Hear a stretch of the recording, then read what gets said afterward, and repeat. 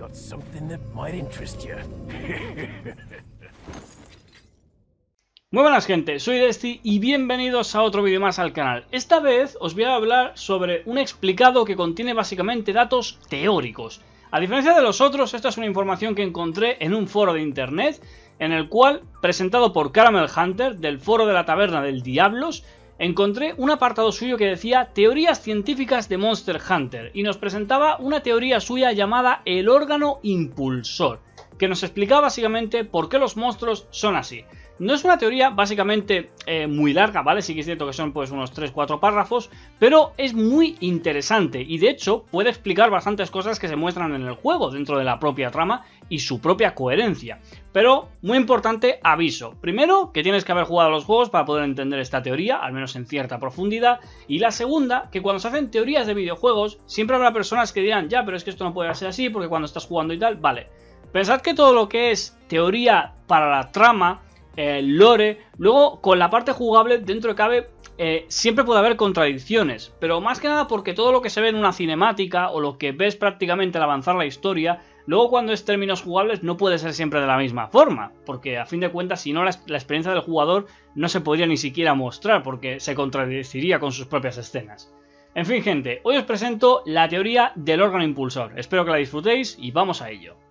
Bien, para la gente que no conozca mucho Monster Hunter o que no lo tenga muy fresco, vamos a repasar dos conceptos principales antes de hablar del órgano impulsor.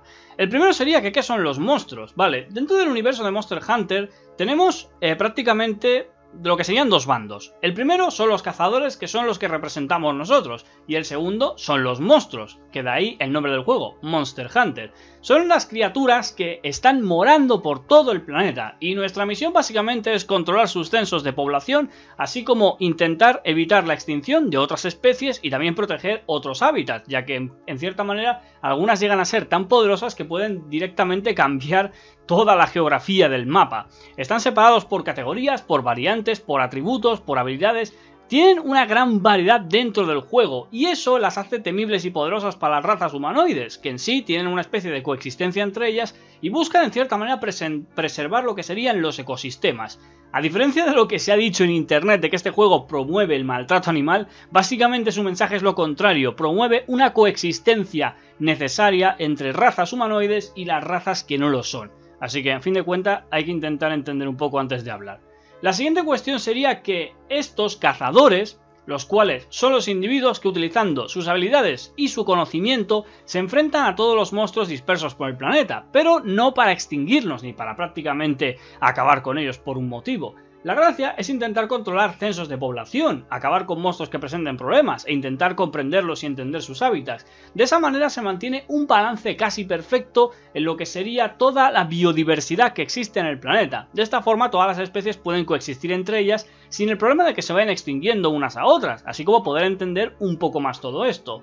Es muy importante que sepáis que los cazadores, a diferencia de las personas comunes o los seres humanos, tienen rasgos únicos, que de hecho es lo que se puede notar sobre todo en la parte jugable.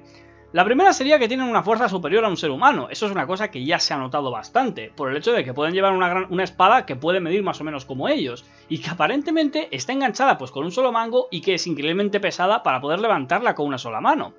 Luego también poseen un alto metabolismo, ya que en cierta manera si os fijáis los cazadores pueden beber bastante y pueden comer cantidades exageradas y de hecho sus figuras no parecen ser que se afecten, de hecho no hay cazadores que tengan en sí pues rasgos de obesidad o de gordura, sino que se muestran pues las mujeres dentro cabe bastante esbeltas y los hombres se muestran bastante forzudos, o sea, es algo bastante curioso.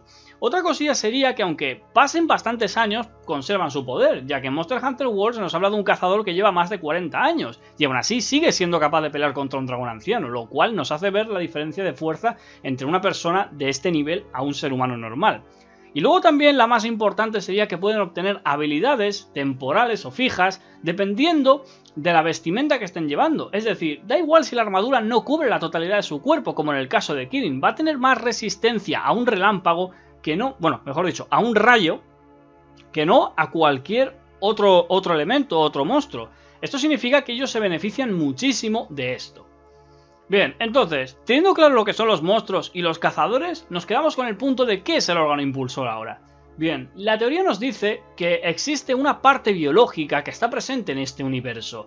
Este órgano, el cual en ningún momento se nos muestra cómo es, puede ser una condición del ADN o cualquier otra cosa, pero imaginaros que es algo que está presente dentro de los cuerpos biológicos de estos seres, en concretamente de los monstruos, que favorecen para sus evoluciones y para sus habilidades que les permiten en cierta manera romper ciertas leyes de la naturaleza.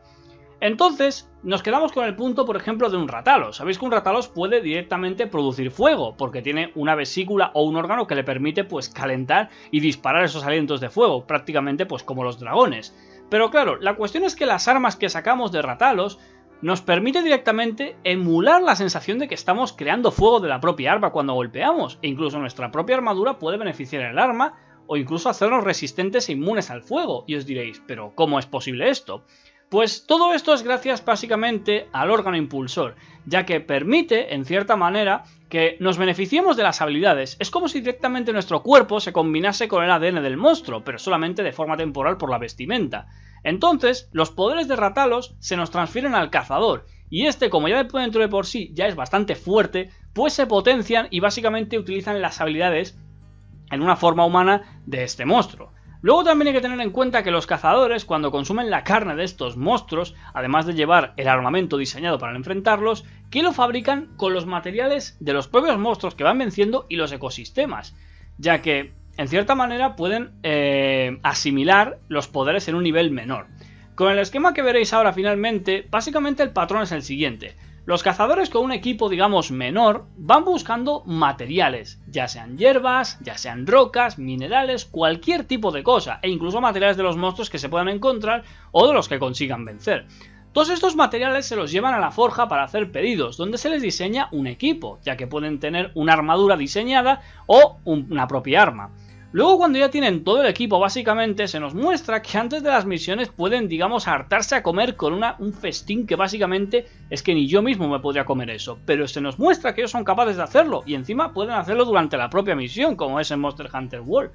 Y luego todo para el final, para que nos muestren una persona que se nos muestra con una constitución que dentro cabe es normal, pero que puede llevar un arma que es a lo mejor 2 veces más grande que sí misma y que técnicamente su peso no debería prácticamente concordar con esa propia fuerza. En sí, una persona con un tamaño así y con una proporción de su cuerpo no debería ser capaz ni siquiera de levantarlo, y aún así es capaz de hacer varios movimientos y de hecho puede recuperarse del cansancio con bastante tranquilidad. Así que esto sería una forma de explicar el por qué son los cazadores así y por qué se benefician de los monstruos. Esta teoría puede tener un punto a favor debido a que, si os fijáis, Monster Hunter, los cazadores no suben en ningún momento de nivel, sino que son poderosos y aumentan sus capacidades gracias al equipamiento, es decir, dependiendo del monstruo, del rango que sea y sobre todo quién sea, pues aumentan sus estadísticas de defensa, atributos, etc. Esto es una forma de confirmar que el órgano impulsor podría ser real, y aunque sea una cosa que en sí no se ha confirmado, dentro cabe le encuentro bastante sentido y bastante coherencia. A fin de cuentas, los cazadores están consiguiendo habilidades que básicamente son temporales, porque mientras tenga la armadura de Rathalos tendrás resistencia al fuego, aunque no serás inmune a él. De hecho, ni siquiera el propio Rathalos es inmune al fuego, puede ser atacado por uno de ellos. Pero en fin, gente, esto me pareció una teoría muy interesante y nos serviría para explicar sobre todo, por ejemplo, por qué algunos monstruos tienen habilidades increíblemente fuertes.